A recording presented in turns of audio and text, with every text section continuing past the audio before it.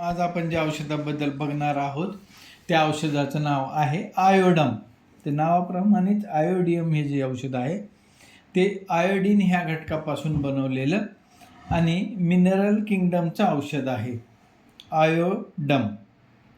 या औषधाचा परिणाम गाठी, गळ्याच्या म्हणजे गलगंड, ग्वायटर, आतड्यावरील गाठी, स्तनामधील गाठी, श्लेष्मल त्वचा, श्वासनलिकेची, फुफ्फुसाची, हृदयाची त्वचा, रक्तवाहिन्या, त्वचा, मज्जातंतू यावर होतो.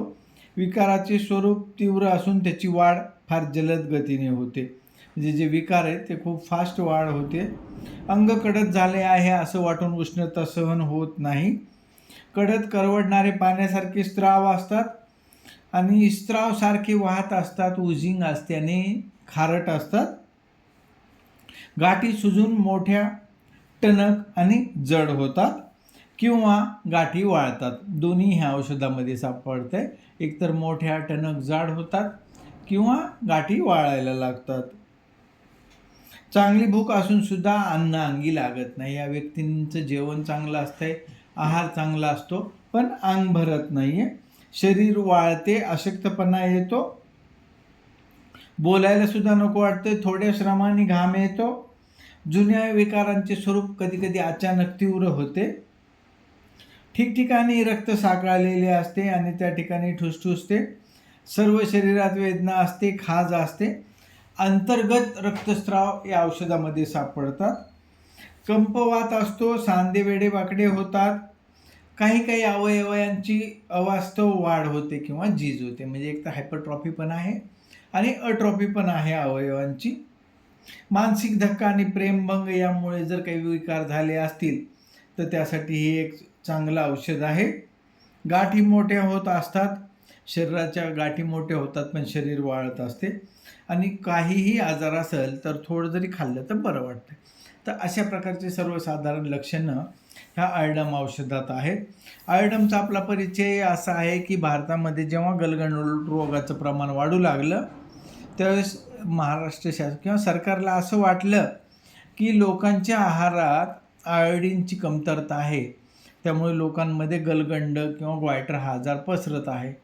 त्यामुळे शासनाने काय केलं की मिठामध्येच आयोडीन मिसळायला चालू केलं आणि आपल्याला जे मीठ मिळायला लागलं किराणा दुकानातून ते आयोडाइज्ड मीठ मिळायला लागलं. साधं मीठ आता मिळतच नाही आहे. सर्व मीठ आयोडीनयुक्तच मिळतात, साधं मीठ नाही मिळत. त्याचं कारणच आहे की मिठामध्ये याच्यानीच वरूनच तयार करतानाच आयोडीन मिसळलं जावं अशी व्यवस्था करण्यात आलेली आहे. या औषध लागणारे जे व्यक्ती आहेत त्यांचे मानसिक लक्षणं म्हणजे हे व्यक्ती खिन्न तरी असतात किंवा अत्यंत चिडखोर आणि तिरसट स्वभावाचे असतात. अस्वस्थता असते, मन क्षुब्ध असते, अचानक काहीतरी अघोरी गोष्टी करण्याची प्रवृत्ती या लोकांमध्ये असते. मन कशात तरी गुंतवलं तर बरं वाटत असते. हालचाल केली तर थकवा येतो. आपण चांगले बरे आहोत अशी समजूत लोकांची असते. त्यामुळे ते लोक डॉक्टरकडे जायला नको म्हणतात आणि डॉक्टरांची भीती पण वाटते किंवा वैद्यकीय उपचार टाळण्याकडे या लोकांचा कल असतो. कोणाला तरी ठार मारावेसे तरी वाटते किंवा स्वतः मरावं अशा प्रकारची मनामध्ये भावना असते. काहीही कारण नसताना काहीतरी विचित्र करणे हा या लोकांचा स्वभाव असतो आणि अमुक एखादी गोष्ट का केली हे त्यांनाच समजत नाही आहे. विसरभोळेपणा खूप असतो. काय बोलायचे आणि काय करायचे हेच विसरून जातात. डोके दुखत असते आणि डोक्याला काहीतरी बांधलं आहे असं वाटत असते. घेरी चक्कर येत असते आणि खाली वाकल्यानंतर चक्कर जास्त होते. डोक्यात आवाज येतात. मेंदू चमच्यानी ढवळल्यासारखा वाटतो. डोळे बटबटीत पुढे आल्यासारखे वाटतात आणि आचके आल्याप्रमाणे डोळ्यात हालचाल असते. सर्दी, नाकातून गरम कडक भरपूर पाणी येते आणि अंग गरम लागते. नाकाच्या बुंद्याशी आणि बाजूच्या हाडातील पोकळ्यात दुखते म्हणजे सायनोसायटिस असते आणि मोकळ्या हवेत हा त्रास जास्त होतो. नाक सुजते व लाल होते, खूप शिंका येतात. चेहरा केविलवाना सुकलेला दिसतो आणि पिंगटसर रंग असतो. पिंगट रंग ह्या आजारामध्ये खूप महत्त्वाचा आहे. बऱ्याच ठिकाणी कलरेशन किंवा रंग हा पिंगट झालेला असतो. चेहरा मळकट आणि धुरकट दिसतो, विशेषतः लठ्ठ मुलांमध्ये. तोंडाला घाण येत असते. लाळ दुर्गंधी साबणाच्या फेसाप्रमाणे असते. जिभेला चव तांब्याची वस्तू किंवा तांब्याचं काहीतरी खाल्ल्याप्रमाणे लागते किंवा जीभ कोरडी पिंगट असते व जिभेवर जाड थर असतो. पोटामध्ये फेसाळ ताकाच्या निवळीप्रमाणे किंवा तेलकट दह्यासारखे शौचास होतात. कॉन्स्टिपेशन पण असते, पण गार दूध पिल्याने बरे वाटते. खाल्लं की लगेच शौचाला जावं लागते. या लोकांना अन्न पचत नाही, जे खाल्लं की लगेच निघाले. यकृत आणि पांथरी मोठी होऊन दिसते, म्हणजे स्प्लिनोमेगॅली पण आहे आणि हिपॅटोमेगॅली पण आहे. लहान मुलांमध्ये जीर्ण प्रकारची हागवण असते. स्टमक किंवा जठरमध्ये खाका सुटलेली असते, पण अन्न अंगी लागत नाही. लहरी भूक असते, तहान लागते. अन्न खाल्लं नाही तर काळजी वाटते, खाल्ल्याने बरे वाटते. बेचैनी येत असते. गार दूध पिल्याने पोट व्यवस्थित साफ होते, पण अन्नाला कडू चव लागते. लघवीला भरपूर होते. लघवी काळी पिवळसर हिरवट असते आणि लघवीवर एक प्रकारचा तवंग येतो. खाली मिरच्याच्या भुकटीप्रमाणे लघवीच्या तळाची गाळसा असतो. पुरुष जननेंद्रियामध्ये अंडाचे गुल्म अंड वाळते. संभोग इच्छा कमी असते. अंडाभोवती पाणी साचते, म्हणजे हायड्रोसिल ह्या आजारासाठी पण हे औषध आहे. वृषणवृद्धी असते. नपुंसकत्व असते. वीर्य वाहिन्या नलिकेमध्ये पिरगळल्यासारख्या वेदना होतात.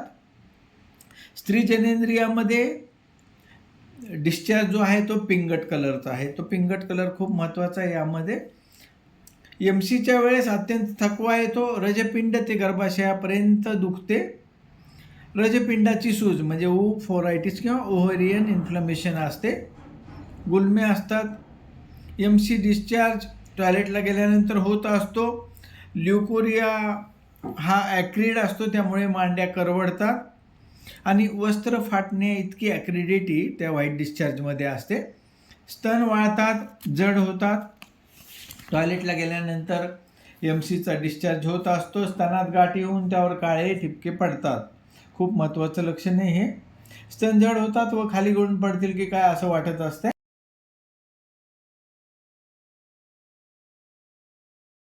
जननेंद्रियामध्ये आवाज बसतो. बोलताना कंठ दुखतो. गुदमरल्यासारखे वाटते. कंठ धरावासा वाटतो, विशेषतः खोकताना. घटसर्प श्वासनलिकेच्या आकाराचा कप पडतो. आवाज कर्कश. न्यूमोनिया असते. सूज जलद वाढत असते. क्षय व क्रश झपाट्याने वाढणाऱ्या तरुणांचा क्षय असतो. छातीत गुदगुल्या होऊन कोरडा खोकला येत असतो. त्यावेळेस गुदमरल्यासारखे वाटते. हृदय मुठीत धरून आवळल्यासारखे वाटते. त्यानंतर थकवा येतो किंवा बेशुद्धी येते. थोड्या श्रमाने छातीत दडदड होते.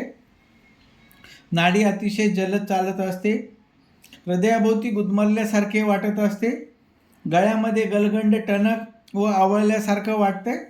मान जाड होते. बोलताना मान सुजल्यासारखी दिसते. पायाच्या वरच्या भागावर घाम येतो. पावलांच्या वरच्या भागावर घाम येतो. सांध्याचे जीर्णविकार. सांधे ताटतात, सुजून मोठे होतात. पावले व पंजे गार लागतात. पावलांवर सूज येते. झोपेत रक्तात खळबळ चालली आहे असं वाटून झोप येत नाही. तापीमध्ये अतिशय ताप येतो. बाह्य अंगार होऊन काळजी वाटते व गुंगी येते. उष्ण लाटा डोक्यापर्यंत जातात. टीबीमध्ये येणारा ताप.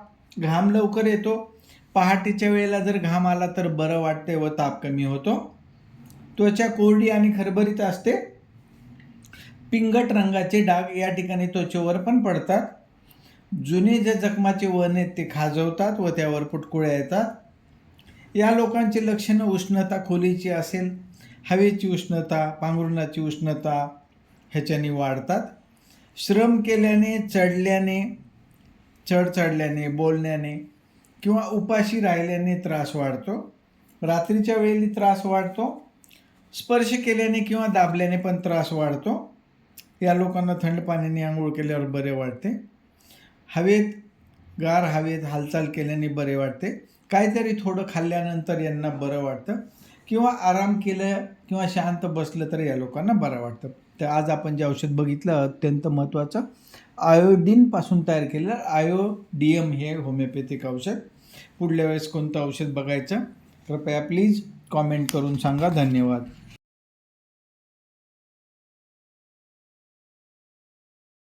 पचनेंद्रियामध्ये आवाज बसतो, बोलताना कंठ दुखतो, गुदमरल्यासारखे वाटते, कंठ धरावासा वाटतो, विशेषतः खोकताना, घटसर्प, श्वासनलिकेच्या आकाराचा कप पडतो, आवाज कर्कश, न्यूमोनिया असते, सूज जलद वाढत असते, क्षय व क्रश झपाट्याने वाढणाऱ्या तरुणांचा क्षय असतो, छातीत गुदगुल्या होऊन कोरडा खोकला येत असतो, त्यावेळेस गुदमरल्यासारखे वाटते, हृदय मुठीत धरून आवळल्यासारखे वाटते, त्यानंतर थकवा येतो किंवा बेशुद्धी येते, थोड्या श्रमाने छातीत दडदड होते, नाडी अतिशय जलद चालत असते, हृदयाभोवती गुदमरल्यासारखे वाटत असते, गळ्यामध्ये गलगंड टणक व आवळल्यासारखं वाटते, मान जाड होते, बोलताना मान सुजल्यासारखी दिसते, पायाच्या वरच्या भागावर घाम येतो, पावलांच्या वरच्या भागावर घाम येतो, सांध्याचे जीर्णविकार, सांधे ताटतात, सुजून मोठे होतात,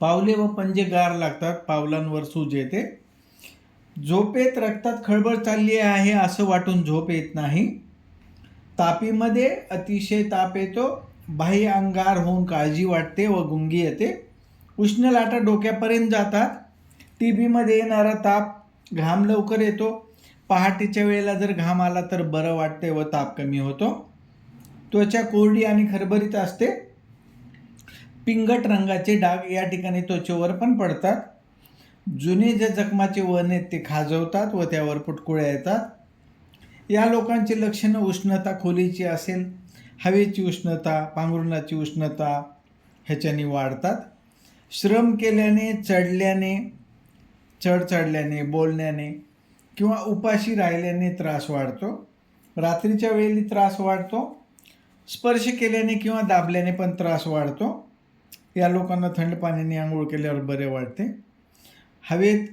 गार हवेत हालचाल केल्याने बरे वाटते, काहीतरी थोडं खाल्ल्यानंतर यांना बरं वाटतं किंवा आराम केलं किंवा शांत बसलं तर या लोकांना बरं वाटतं. तर आज आपण जे औषध बघितलं अत्यंत महत्त्वाचं आयोडीनपासून तयार केलेलं आयोडीयम हे होमिओपॅथिक औषध. पुढल्या वेळेस कोणतं औषध बघायचं कृपया प्लीज कॉमेंट करून सांगा. धन्यवाद.